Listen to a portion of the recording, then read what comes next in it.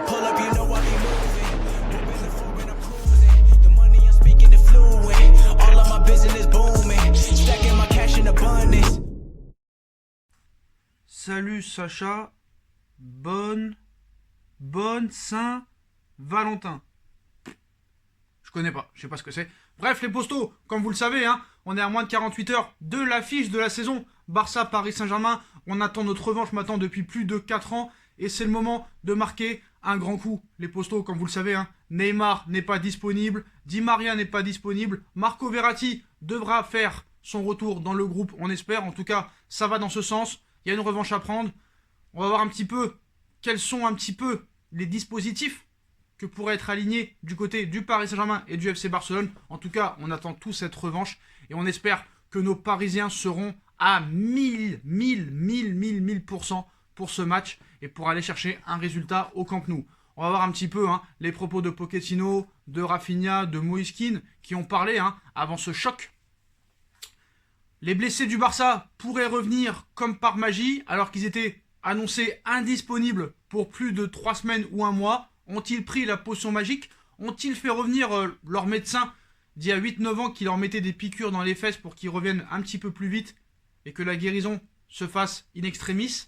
On va en reparler. On va commencer d'ailleurs par les propos de Moise Kean après le match. Le Barça, on est une grande équipe nous aussi, on a de grands joueurs, des joueurs expérimentés. Ça ne sera pas facile, mais on doit se donner à 100%. Même pour ceux qui n'ont pas la chance de jouer, on doit jouer pour eux. Donc voilà, Moise Kean sera peut-être titulaire pour ce match, même si on peut penser aussi que Sarabia pourrait prendre sa place. Donc pour moi, comme je vous l'ai dit pour ce match, certes on en attend beaucoup. Ça, il faut se dire la vérité. On est très ambitieux, on veut notre revanche, on veut gagner, on veut se qualifier. Au mieux, on aura une belle surprise mardi. Au pire, on ne pourra pas être déçu vu la qualité de jeu que propose le Paris Saint-Germain. Après, ce que je n'ai pas dit dans le débrief du match du Barça hier, c'est que je me rappelle qu'il y a 4 ans, le Barça en avait mis 6 à Alaves avant d'en prendre 4 contre le Paris Saint-Germain. Moi, si c'est la même chose mardi, je suis preneur. Vraiment, je suis repreneur. Mais j'espère qu'on ne prendra pas une remontada au Parc des Princes parce que là, frérot, c'est suicide assuré. Donc, Pochettino a déclaré « Barcelone, c'est Barcelone. On va affronter une bonne équipe. On va essayer de gagner là-bas. » Non mais frère, c'est quoi ce discours de perdant? On va essayer. D'ailleurs les gars, j'ai jamais compris cette phrase « on va essayer ». Non, soit tu le fais, soit tu le fais pas. On va essayer, c'est un discours de perdant. Franchement, on va essayer. Non, il faut que tu changes ta phrase. Trouve un autre mot frère. Ouais, mais Sacha, t'es un rageux, tu sais très bien que tu gagneras pas au Camp Nou, que tu te fais toujours déchirer le cul là-bas et après tu vas rager. Bah ouais, si on perd, je vais rager. Ouais, bah ouais, tu crois que je vais être content ou quoi? T'es un fou quoi. Ouais, les supporters barcelonais, c'est des ouf, franchement. Donc voilà, il poursuit en disant on a une équipe dans laquelle il faut faire confiance. On n'a pas d'excuses, on va essayer de gagner. Non, pourquoi tu vas essayer? Tu dois gagner, tu dois dire on doit gagner, on a le devoir de gagner. Pourquoi on va essayer, frère? Est-ce que c'est Doha aussi qui te dicte le discours d'après-match? À un moment donné, pose tes couilles, frère. Pose tes couilles. Sur Marco Verratti, il rajoute « Marco s'est entraîné aujourd'hui, il a encore quelques douleurs, mais on espère l'avoir, on va discuter avec lui. » Franchement, moi, sur Pochettino, franchement, ceux qui disent oui, tu critiques trop Pochettino, il a pas son équipe au complet, ou je sais pas quoi, là. » Donc, pour l'anecdote, le Paris Saint-Germain avait marché sur le Real Madrid 3-0. Après, c'est facile de dire l'excuse. Ouais, c'était un Real Madrid éclaté. Il y avait plein de blessés. Ils n'étaient pas encore au max. Non, mais frère, nous, on était au max. Nous, on n'avait pas Neymar, on n'avait pas Mbappé, on n'avait pas Cavani. Le trio magique. Et on leur a mis 3-0. Donc, arrêtez de nous dire il n'a pas son équipe au complet, tout ça et tout. Pareil à Manchester United en 2019, au match aller en 8ème de finale. On gagne 2-0 sans Neymar et Cavani. Le match contre le Borussia Dortmund, quand on gagne 2-0 au Parc des Princes.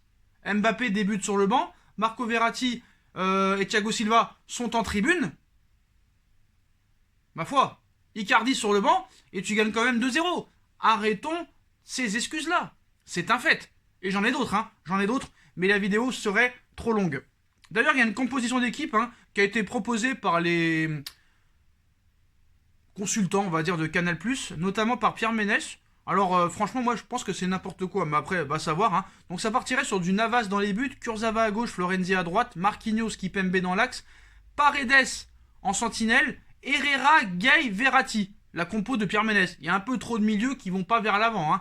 Icardi, Mbappé devant. Je pense que là vraiment, bon, pourquoi pas. Mais après ça, je pense pas que ce soit la bonne solution. Moi, je pense vraiment qu'il faut un 4-3-3. Il faut les laisser venir. Il faut les attendre. Et en contre-attaque, les assommer et leur rentrer dedans. Moi, je pense qu'il faut faire ça. Après, on m'annonce que Kerrer pourrait être titulaire à la place de Florenzi. Alors, cette info, je sais pas d'où elle a filtré, mais j'espère que c'est du fake à 1000%. Je ne pense pas quand même, parce que Florenzi, il aurait joué contre Nice, sinon, et Kerrer aurait été préservé. J'espère vraiment que Florenzi sera titulaire mardi contre le Barça, parce que là, sinon, les gars, on se met vraiment une balle dans le pied et une balle dans la tête. Hein. Donc franchement, pour le match du Barça hier, bah voilà, hein, un Lionel Messi stratosphérique. Hein. Le Barça a atomisé Alaves ce samedi avec un très beau jeu. Alors est-ce que le PSG a de quoi trembler à 2 jours de l'opposition entre ces deux équipes en Ligue des Champions? Est-ce que je suis inquiet, oui ou non? Oui, je suis inquiet, mais nous aussi, on a des qualités à faire valoir. Voilà. Il n'y a pas que Neymar dans cette équipe. On a déjà prouvé que sans Neymar, on a réussi à gagner des matchs. À United, contre le Real et contre d'autres. Donc à un moment donné, il faut arrêter de se trouver des excuses et leur rentrer dedans. Nous aussi, on a quand même une équipe assez compétitive quand même. Il faut arrêter de se mentir.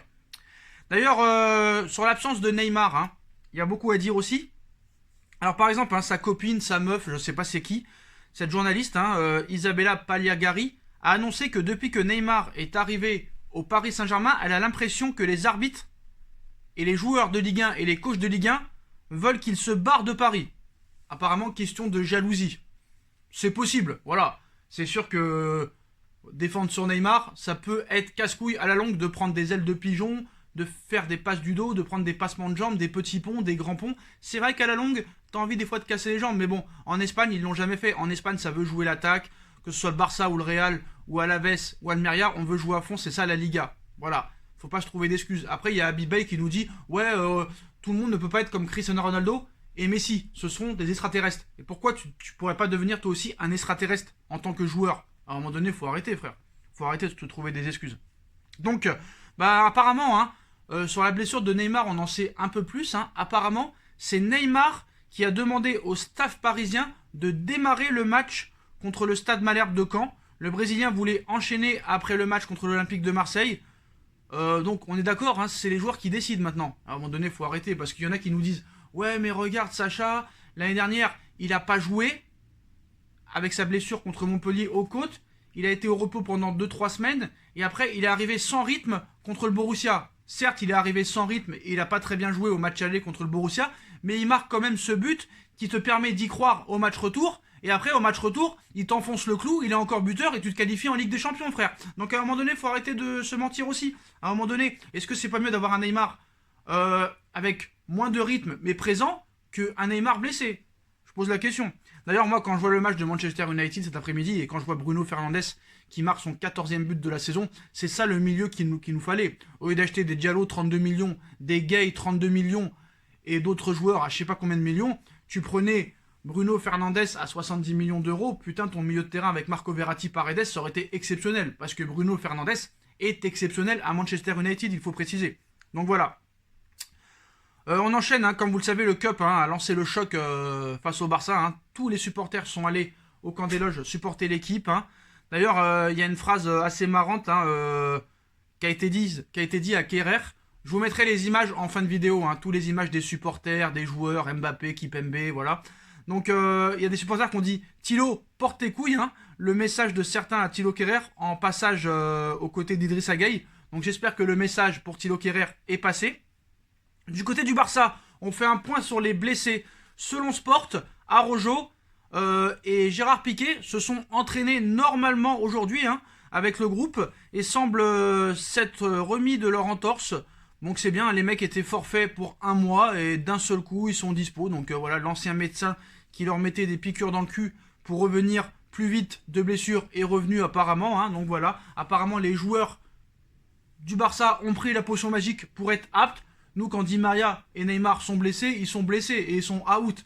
Eux, je sais pas ce qu'ils font, hein, des trucs sous intraveineuse, infiltration, je ne sais pas. Mais voilà, ils étaient indisponibles pour 1 mois et ils seront disponibles. Donc est-ce que le Barça a peur de l'attaque du PSG au risque de mettre Piqué et Araujo pour aggraver leurs blessures, je ne sais pas. Mais en tout cas, apparemment, il pourrait être présent pour le match contre le Paris Saint-Germain.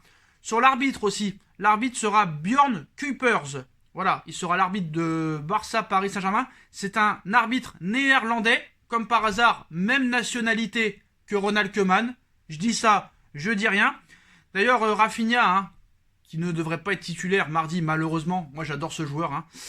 Malheureusement, il n'est pas là. Quel club n'aurait pas souffert après la remontada, dit Rafinha.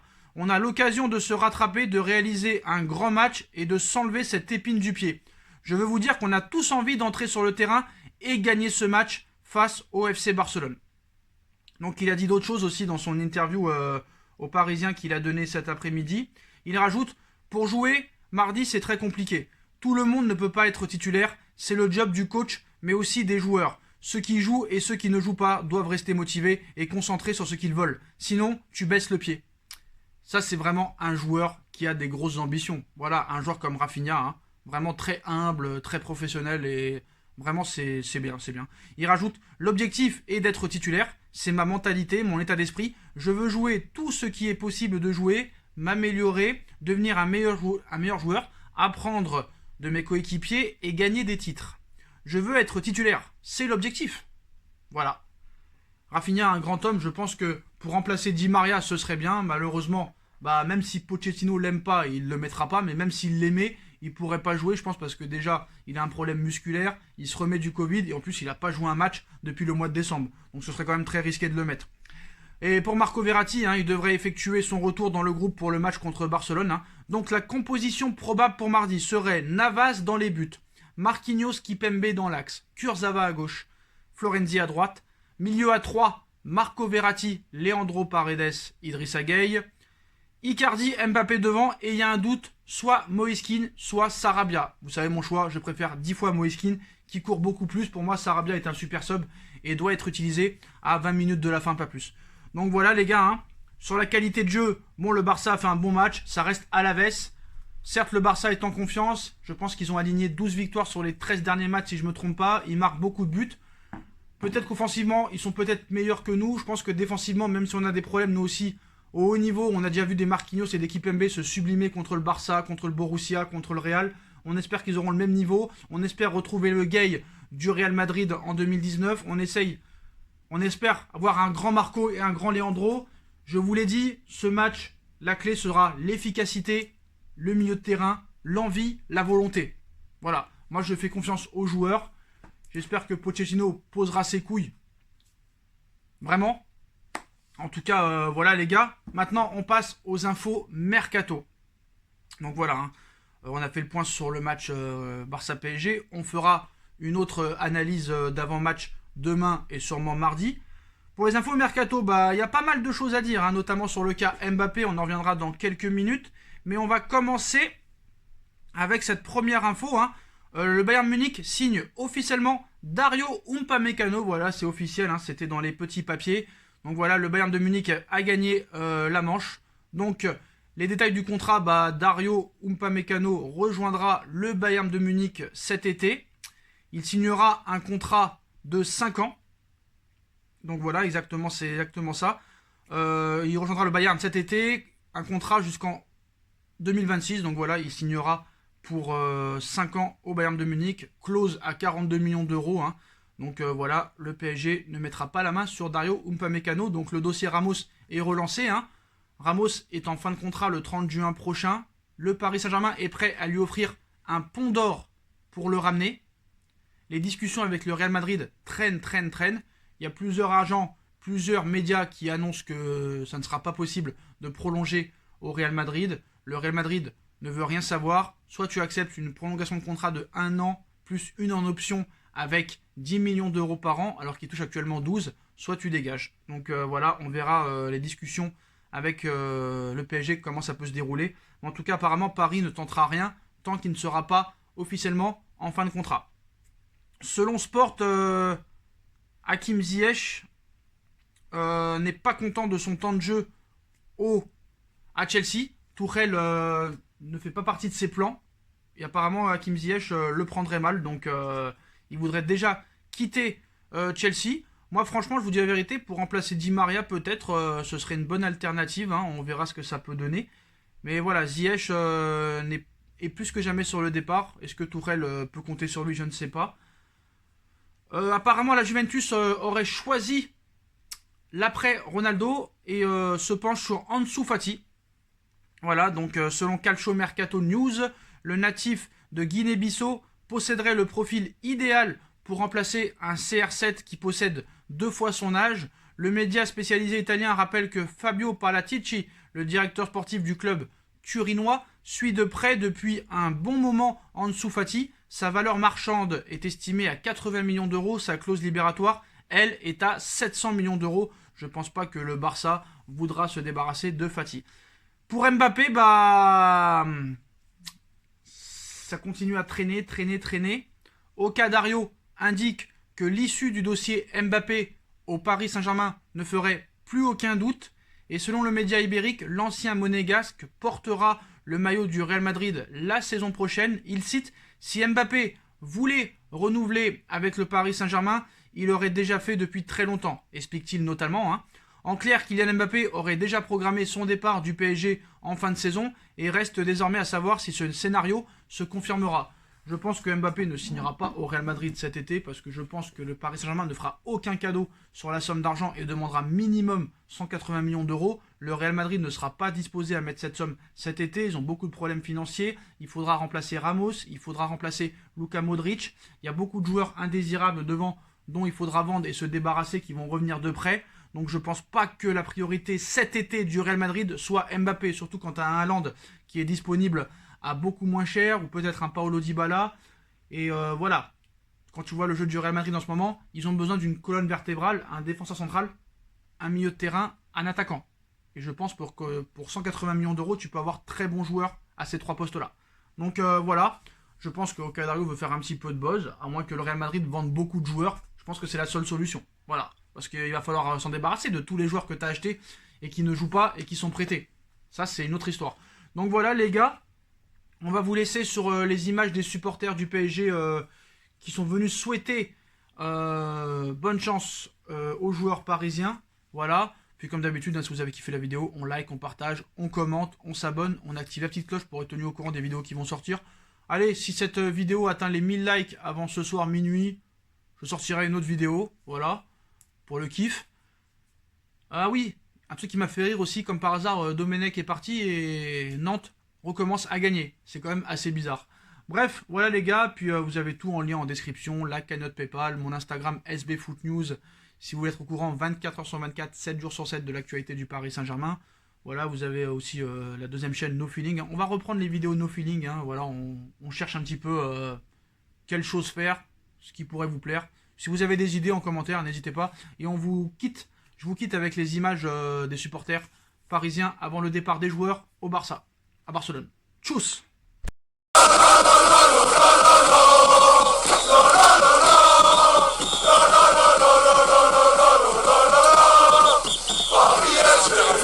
Match.